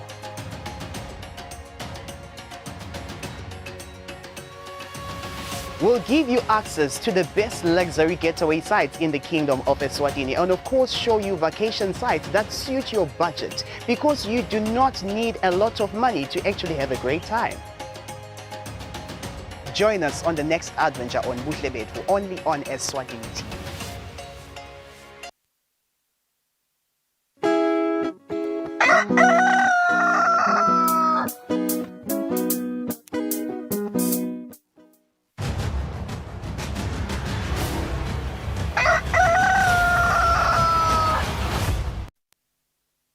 Asiphindze sinibukele sikuvusele nawo lo sanza ukuthi ivulela abasivedile ukuthi sitabe sikhuluma ngemncintiswano we-Woman Farmer of the Year competition lophethe evikini leliphelile lapho khona lo hamba imbili ehlangothini lobantu labasha kwaba labadzala kwaba nguGugu Shongwe wakaManzini lo Limati Beat kanti ke lo hamba imbili ehlangothini lobantu labasha kwaba nguMakhosazana Mngomezulu. Namhla ke sitabe sikhulumisana naPhindile Mkhonda yena lo suka kaDvolwako lo ube number 2 kubantu labasha. She entered the competition with her piggery enterprise kanti she also does indigenous chickens kulokunye. Kepha manje sitacela sikhulumisane naMpumalanga Zwane, who's the communications officer ka Woman Farmer Foundation. Kuva nje ukuthi umsebenzi uhambe kanjani wemncintiswano walonyaka nokuva ukuthi bangakhe bomake lababalimi laba ungenele lo msebenzi nokuva nje ukuthi solo waqala eminyakeni leyendlulile sokhule kanganani.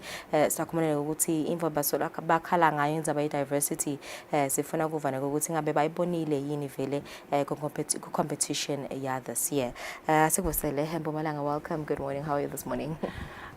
Good morning. I am doing great. Ngijabule kakhulu kuba lana namuhla ekseni and ngijabule kakhulu ukuthatha lesikhathi ukunikhulumisa ngale competition kuva ukuthi kuhambe kanjani. Yeah. All right. I think looking back nje sitakumbuka ukuthi selona qala years ago benibuke mhlambe nje icategory yinye benunisa make munye bekudele adult kanye ne youth category lokusho kona ukuthi senikhulile over the years nasibuka nje Woman Farmer of the Year competition. I think kusichazela nje kusinikeza sithombe ukuthi this year uhambe kanjani umncintiswano, how many women farmers entered the competition, le diversity lenhlale niyicela kubalimi niyibonile invele this year kuhambe kanjani nje? Okay, ngingathi ukuthi this year kuhambe kahle kakhulu because 2020 siyathi nje ukuthi Eswatini wonke nje bekunalenkinga ukuthi suddenly kune shutdown bamfu bebangakhona ukusebenza kahle, so sabona leti nombolo tethu tehla kancane and then so nje ngabesa nje 40 yabo, so sajabula kakhulu ukubona ukuthi okay vele le youth ikhona kulokuthi some of them bebasho vele ukuthi babona lo woman farmer bacabanga ukuthi ngibomake kuphela. So then this year vele nje sabona labamfu labasha bangena and baba excited by innovation, bakhuluma ukuthi no bona bayazama nokusebenzisa lama digital technologies ukuthi basebenzele kahle etinsimini tabo bazama ukwenza le research. So this year vele nje sijabule kakhulu because naleti nombolo since COVID setinyukile phinze sesiyabona ukuthi okay nyalo laba bomake labalima kosebavusetelwe phinze sebeyakhona kusebenza kahle, and I think vele leti nombolo ikhombisa lokho ukuthi sebabuyile nyalo sebayakhona lokho sebayatithemba phinze, because I think labanye vele nje after COVID bebanako lokuthi ish lemvo lenginako is it okay ukuthi ngangena in a competition. So sijabule kakhulu ukubona logo. And then lokunye lesikujabulele this year is ukuthi vele nje we got Minister Lomusha wavele nje wetakitsi for one of his first assignments yabo ukuthi bam appoint kuleli viki leli phinze futhi etekitsi kuleli viki leli, so lokho sikujabulele kakhulu. And imfule ngithanzile that he said during his speech was ukuthi yena sukela asesikolweni he knew ukuthi bekafuna kwenda iagriculture, So vele nje watimisela from the beginning wabuka ukuthi okay esikoleni udzinga amama kanjani and vele nje waba ngilomumfulo njalo so bekakhala ukuthi bamfula abasha baningi labangenelele agriculture ngenxa yokuthi bekude umsebenzi bekude nakunako so yena vele nje bekakhuthatha abamfula abasha ukuthi nabo bakhona lokungena for bangenele agriculture balime not because ekude lo msebenzi but ukuthi nje babe nalolu thamvo and nathi singumen farmer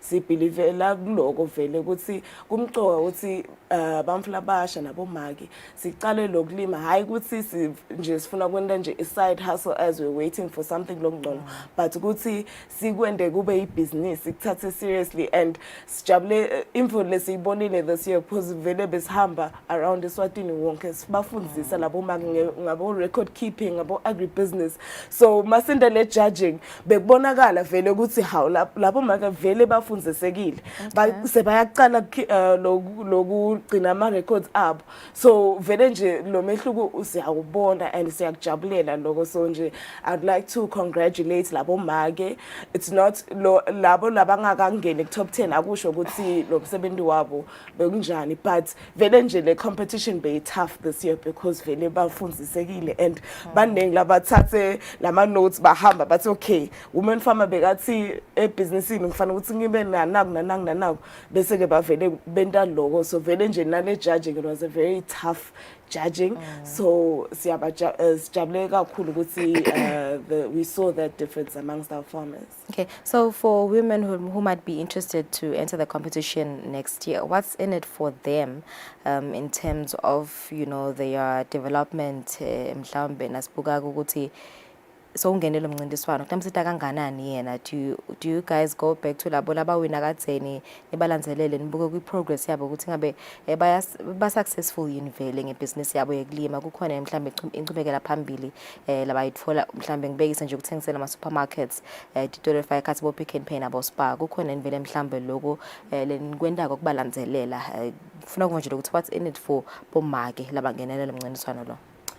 Okay, asengicela ngokuthi lemihlomelo lesibanika tona kuba sita directly in their business yabo sizama ukuthi si direct lemihlomelo ukuthi okay lo make lona ulima beef asizama kumniketa info letomsita in that sense so vele she's able to grow info that we hear a lot amongst labo makers ukuthi because batfole these prizes sebayakhona kuwenda lokunye nale mali that they would have spent on these type of things kuze ukuthi bakhona lokukhula so it accelerates their business growth because all of a sudden bowude le nangzana le tractor nyalo you have a tractor because sivame kunika number 1 le tractor so le irrigation yakhe seba ngcono akasadzingi lokunangzana loku hirisha out le tractor so unayo already so kumsita kakhulu lokho bese ke info lesiyenda uthini that's a bit different to other competitions is that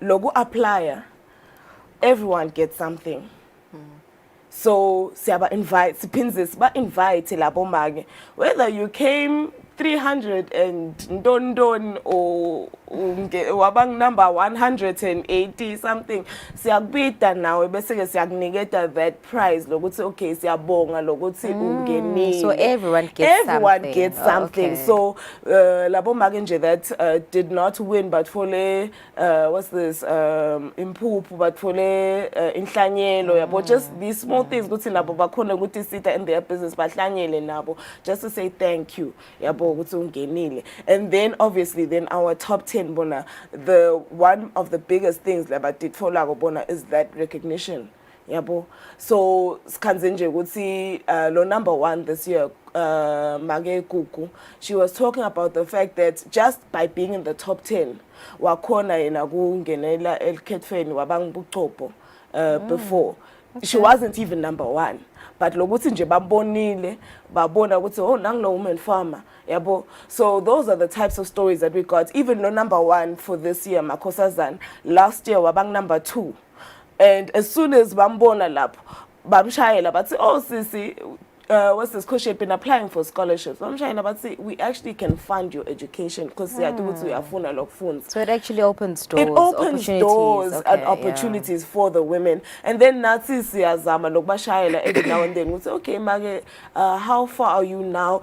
Basically, is pins of futsi when we have lama trainings for siyababita pins. All the ladies who applied, our top 10 and also the other women who maybe did not make it into the top 10.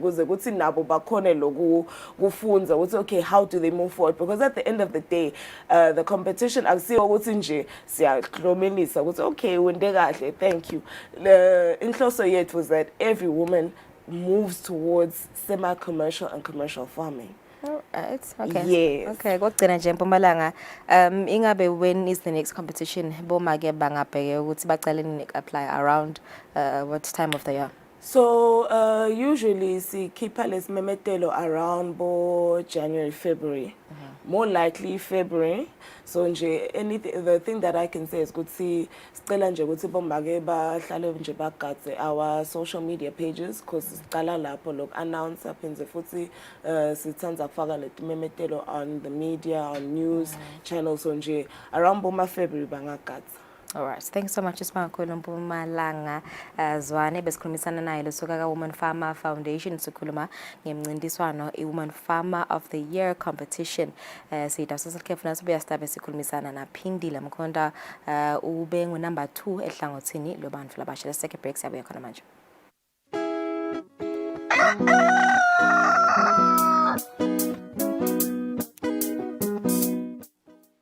Eswatini Lifestyle is all about inspiration, drive, and swag. Eswatini Lifestyle is informative and fun while covering all aspects of life, be it people, places, and trends in the kingdom of Eswatini. We got you covered. The focus is on the quality of life. Eswatini Lifestyle will spark your interest. Catch Eswatini Lifestyle every Friday at 7:30 p.m. on Eswatini TV, Sibugo Semaswati. Hello everyone and welcome to the show. You know the vibes, it's the beat down. The time is 8 p.m. It's time for you to relax. Sit back, relax, and enjoy the music videos that I got for you. Moving no direction, like it's a calling. Feeling alive in the middle of nowhere. Shake the ground and burn the air. So yeah, yeah. You don't have to hold back for anything or anyone. Just own this.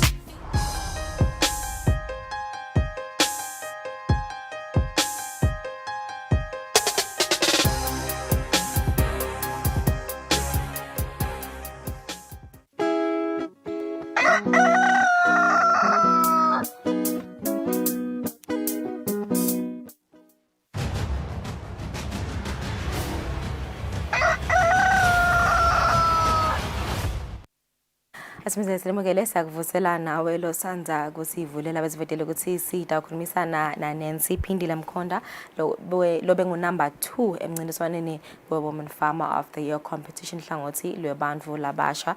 Ufuyile ufuye tingulube phinze futhi uyalima ulima debit. Fasekuvusela Nancy, thank you for joining us namhla ekseni. Kume nje mhlambe nje kusichazela nje ngeexperience yakho as umlimi ukuthi uqaleni nikulima yini lena leku motivate ukuthi ungenele Oh, morning everyone. Nancy Phindile Mkhonda lona ubuya katfokolwako under the Madlangembisi Inkundla. Yes, I'm a farmer.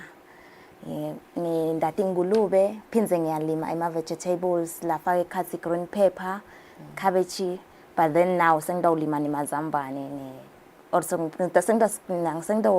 sengidaba nangu green pepper nemazambane. Okay. Which cabbage no sengidawuphuma kulo kancane. Okay, sichazele nje sinikete isithombe nje Nancy ukuthi mangabe kuba ngumlimi kuyimvule kanjani kuba nama struggles ya understand ukuthi kuba nama struggles nama challenges mhlambe lenihlangabetana nato nibalimi ngavele mhlambe kusichazela nje wena ukuthi wena nje as Nancy kuba yini mhlambe nje inkinga lohlangabetana nato wenda kanjani nje ezomlimi ukuthi overcome. Being a farmer is not just a job. Yeah, I just need to be hands-on. It calls for passion. Kakulu. So kubita vele ukuthi ukwadi ukuthi wenda ini akufana nje nesingathi ngiyavuka ngemsebenzini nawe uyifama so lengakusho nje kakhulu ukuthi ezisifuye kakhulu ngala kulima indingulube kakhulu udinga ukuthi uvuke noma ngale ma vegetables uvuke usebende hard kuze utokhona kubona ukuthi yini oyitholayo egcineni fine akhona lawo ma challenges lesifesana nayo nema weaknesses lesinawo like nje as youth ngikhulumela yona kakhulu access to land kulikhuni vele labanye maybe bayafisa kulima but then kulikhuni ukuthola lemihlaba yekulima but nje ke lengakusho ngeexperience yami kakhulu ezikulima kuyalimeka kuyafuyeka but then it calls for dedication. I won't say motivation, it's dedication. Because motivation don't last. I can motivate you today, but then maybe nasiphuma lamnyango noma uthi uyalima kanye kushe konke then i-motivation yakho sekude lapho iphelile lengikwefake yona but when it's dedication you will keep on pushing. Mina nje mangicala kwenda kulima esengala kulimeni kakhulu ngeke ngaba nayo le challenge ngalima almost 800 cabbages ngaba ngekho then tangena timbudi ngakabona isikhala tadla or everything but then if it was motivation bengingayekela but then bengadi ukuthi ngifunani bengisathi le story sami ukuthi okay I know what I want so bengakusho vele it's cause for dedication ngingefama so ucala kanjani nje wena nje uzo decide ukuthi hayi no ngifuna kuba ifama nje uke wasebenza kwafunza ucala kanjani nje uzofika lapho I wouldn't lie yabona okay ngikhulise ngogogo mina bekalima so besiye esimini silime lokwana lokho and ezingakhulela emakhaya mina eBosiphofaneni kagogo bengikhalgusha at the age of 8 years ngihambe ngokuthengisa kamanzini lapho boma ke bacupha khona then on Mondays nje bengilove esikoleni vele ngihambe ngokuthengisa igusha because I needed that money sinagogo but then ezingifunza e-primary kukhona lokuthi sendabo agriculture I remember very well banga grade 6 and I didn't like it serious lokulima bengiva ngazi ukuthi it's for bantu laba because esikoleni they use it kuba i-punishment now kuthiwe nje hambe ngatheni of which the thing ifaka something like it ezisikhula ukuthi vele agriculture nje yebantu laba stehluleke because vele you are punished for being a failure to something thite then ukusikhule sifakwe lengcomvo yokuthi agriculture but then ngakhula ngathi nangicala kusebenza ngahamba ngosebenza esitolo at Pick n Pay ezingisebenza I started ukuthi okay I thought of how can I make money eceleni because the money incane ngacala ngenta lokucupha boma 5 bo pork ngende kuyi package into 5 kgs ngithengisela bamvu but then the challenge I had ukuthi maybe ema order akhona now but then kude ingulube ngithi bathi ngiyafaka order nalena bathi kude then I ngaba like okay then ngisesondweni then make munye wangibuta ukuthi oh when now you selling boma pork then how about uhambe uyofuya now emahoko then we can talk ukuthi sibhadalisana kanjani renta kanjani nemahoko I've got plenty of ma pickle pen so that you can use ngaba like okay let me start because I've already invested imali ezingisebenza ngiyendalo boma 5 kg packaging let me go and work ngakhona kucala ngaphenga ema-sows lata ngikhicitela mina letingulube that's how I started. Okay so ukhuluma nangendzaba yemhlaba lokho ukuthi one of the challenges nibantu labasha especially indzaba yokuthi nikhona ukuthola lo mhlaba lapho ndawulima khona ingavele mhlambe nibambiseka kanjani ke lapho kukhona yini Women Farmer Foundation lanifundisa ngako mhlambe ngokuthola ama loans mhlambe emabhange nasethi inkampani letithite kukhona yini lelo lisito lenilitholako nje ukuthola leyo imininingwane leyo? Yes, lisito likhona sisile sitholako. I won't lie, it's my first time to join Women Farmer competition this year. I only learned about Women Farmer during the youth in Daba that we had on June. So I didn't know about Women Farmer. But then ngathi nasengiva sengivisitor ama stalls abangathola lwati but then nama judges nasa etha that is when bangitshela ngabo ukuthi how about you go for FinCloud, apply for loans, maybe ungasitakala and expand your business. Then already as I'm talking to you, process their FinCloud and I'm hoping they will fund me. So still khona satofunza kakhulu ngema trainings satongentesa ama trainings baka women farmer, and I'm expecting to gain more because it was my first time. Okay, so what's your plan nje ngebusiness yakho? Sithini nje mhlambe strategy sakho ufise kuyibona ikhula kanganani business yakho eminyakeni letako? Yini nje mhlambe that you have in mind lo ehlelile ukuthi ngifuna ibusiness yami mhlambe esigabeni esingaka ibe seyithuthuke kangaka? Sithini nje strategy sakho? One thing I know, first of all, I'll be the billionaire through farming. So already nyalo like itolo nje bengisesipofaneni sengitholile 5 hectares whereby ngidolima sangalan yellow maize for Comesa, cause I'm under Comesa, Confab under Comesa, so I'm a member under Confab. So ngidolima sangalan the yellow maize for ifeedlot lebanayo as the group in for Confab were divided. Kona labendi feedlots, kona labalimela for that feedlot. So ngidolima for that feedlot yabo mine 2 hectares, then 1 hectare is for my pigs. Because ndo wenda kulokudla kwalethi ngulube ngito zama ku minimize ima feeds cost. Then 2 hectares then expanda ngale ma vegetables khona lesiphofaneni. So business yami itobe ikhashane kakhulu in 5 years to come, because nyalo ezingicele ema funding ka Fin Clothing ngifuna ukuthenga more pigs lapha lama hoko mani makhulu. Makhulu sisawondlayi ngakhona kufaka even 4 to 500 pigs. So ngifuna kufaka wona abe manengi, ngikhone nekutondlela ngaloko lokuncane lenkulimako, ngikhone nema veg ngalana. But then my main now is to open ema butchery or ema meat shops whereby ngidokhona kuthengisa leti nyama nje, and then ngikhone letinye kuti weletela ngishare. Okay, so it seems ngathi vele une idea ukuthi ufuna kubheka phi. Ingabe vele mhlambe la uhlala khona uthi ushuto ukuthi usuka kaDvoko lwakho, ngabe abantu labasha khona lapho banale nkhaphu lonayo yini wena? Kuba yini letinkinga labati vetako nje nakhulunywa nje ngetinza batekulima? Isinganani lesikhala nje sokuthi mhlambe nangahlalwa phansi nabo bafundziswe batshengiswe ukuthi kuyaphileka ngala ekulimeni?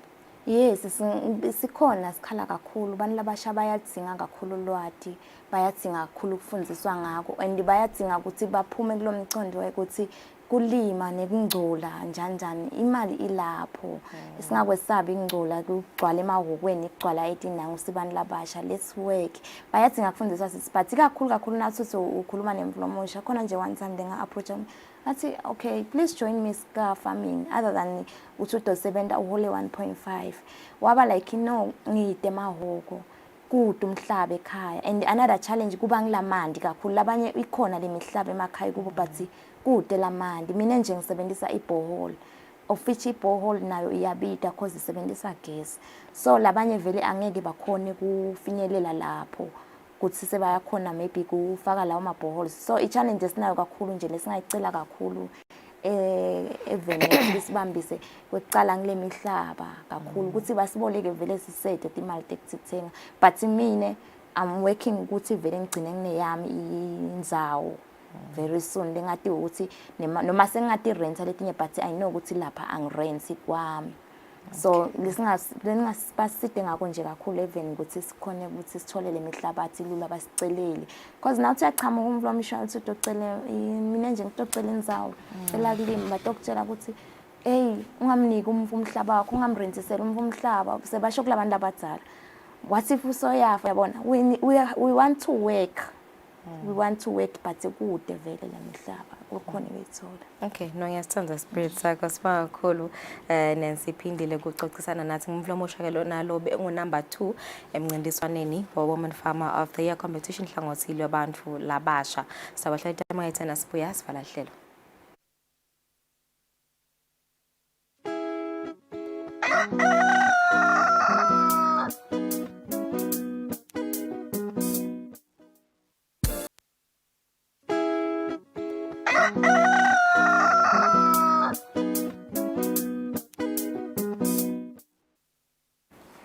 Mbele kusele mizuzu lemibili kuthishaya sembe siphohlongo sibongele ukuthi nibe nathi lo mhla ekseni sesenishiya sizama ukuthi ngaba nelanga lelihle nalelibusesekile standbona kusasa.